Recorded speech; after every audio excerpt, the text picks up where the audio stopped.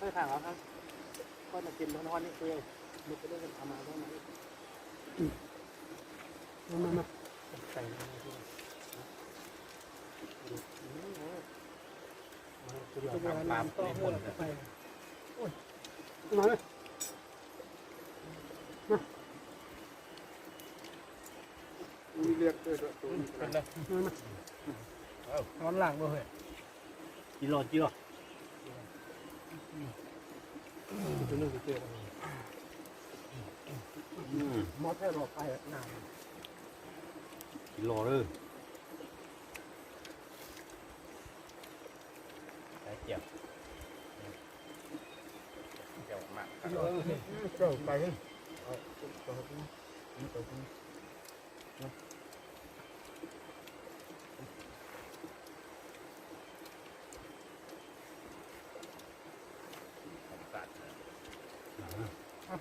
มาเต้นนะ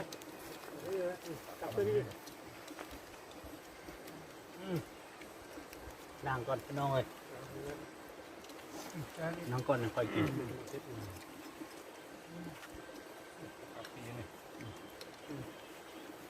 งอครบ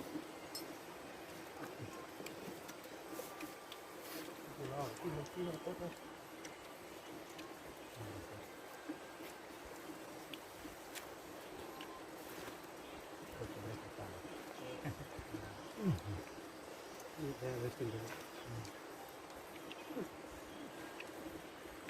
เอาไปกินโต๊ะ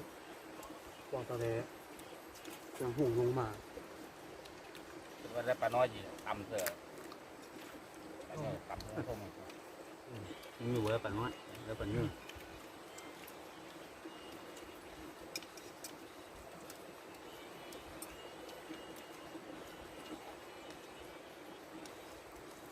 น้องท่ายนี่มีน้อยบางเวลากวัดอีเป็ดอีเป็ดตัวนี้เขาเรียกว่านักฮ้องใต้ดินความเราเขาเรียกว่านักร้องใต้ดิน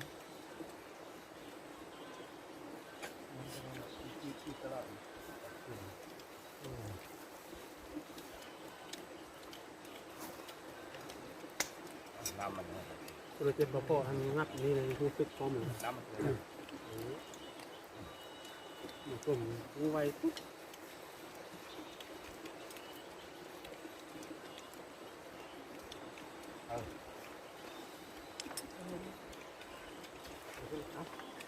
น้ำ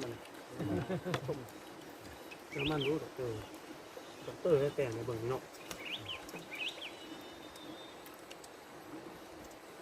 ตกเป็นแป้งจะบาลี่ของร้านนู้นก็มันก็น่าพอเดี๋ยวกินน้ำเลยมันกินน้ำจับปืนเลยพวกนี้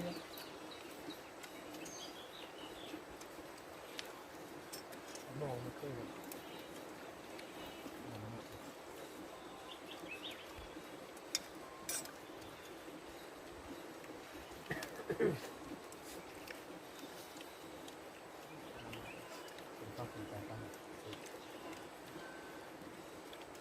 มันทำคือเครื่องสูงน้ำเกลือเมื่อไหร่กันขึ้นที่คนอยู่บอกกิน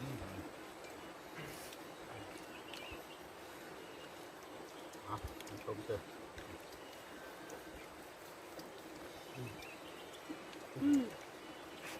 แม่ปลาน้อยเต็มถึงเล็กเลยครับแม่เรื่องตัวอะไรเรื่องมันให้ทำร้ายก่อนนั่งนี่ก็หมายว่าไปน้ำร้าน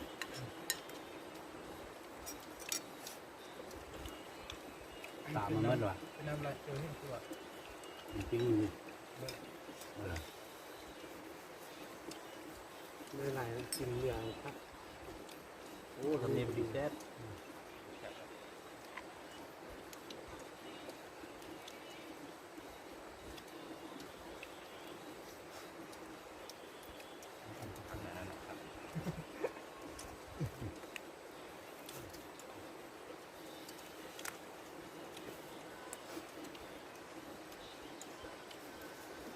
แห่ได้เนาะ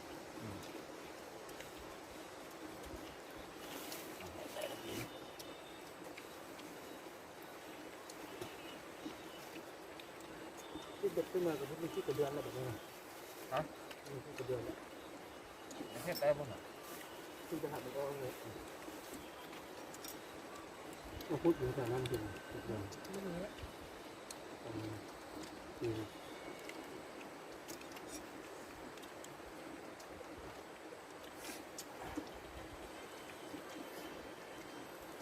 วันแห่ได้ตบเก่งหมดเจอป่าเพี้ยนละ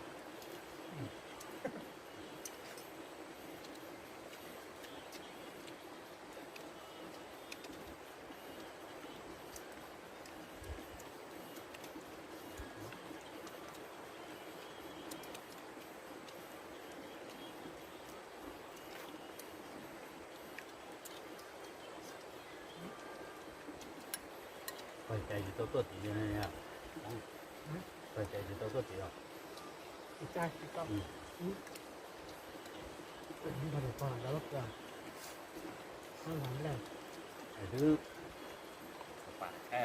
แกจะหันหลังแต่พอหันแรก นั่นเนาะแค่เนาะจะเพิ่งไปนั้นดับเพิ่งเห็นด้านหนึ่งต้องเห็นล้อเนี่ย ลากปลาแน่เนาะมือกัน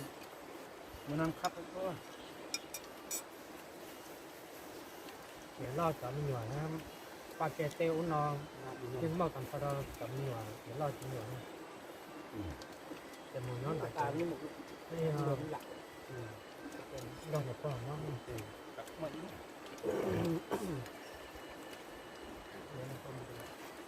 ตุกเลย กับ ข้างหลังเฮ้ยนี่เราตั้งฮะมันกี่ฮะ คายมันง่ายอยู่คาย กินเพื่อเหลือไหมครับพอแล้วมัดเหลือเท่าเดิมนะน้อยนะซ้ำมัด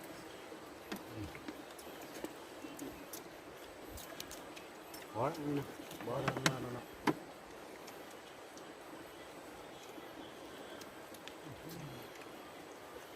พักเลยพักเดาอ่ะ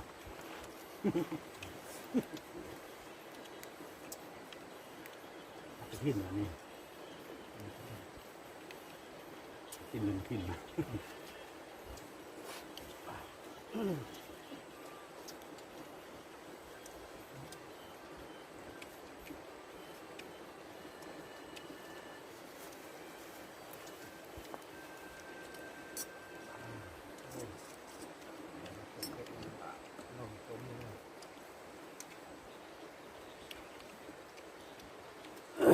คิดไปเจอ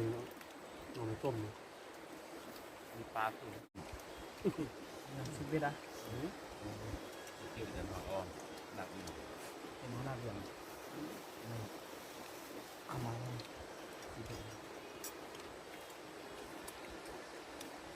ไอ้เมาเนี่ยเห็นใบทุบแต่เนาะผมไปตีนั่นเนาะ เอานี้น้ำส้มนี่พักนะ ไปเอาเงิน คาแค่สามชิ้น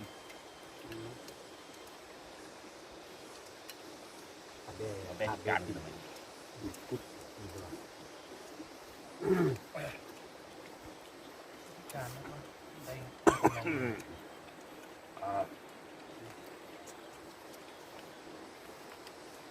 ที่ยังจะพักอยู่ก่อนปมนี้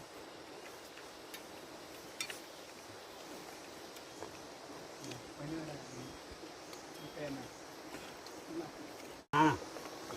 เอาไปกินป่ะตอนแรกโอ้เบาเลย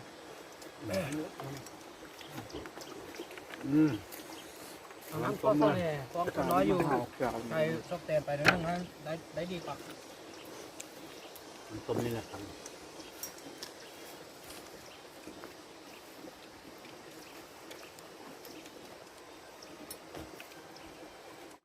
เงินโก้นี่เข้าอ่ะ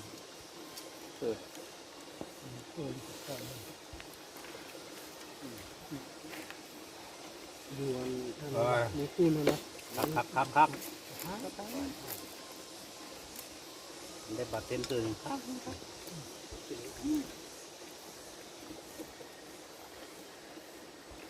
ตั้งนี่นะบอกแม่ มันนอน มาถอด กวาง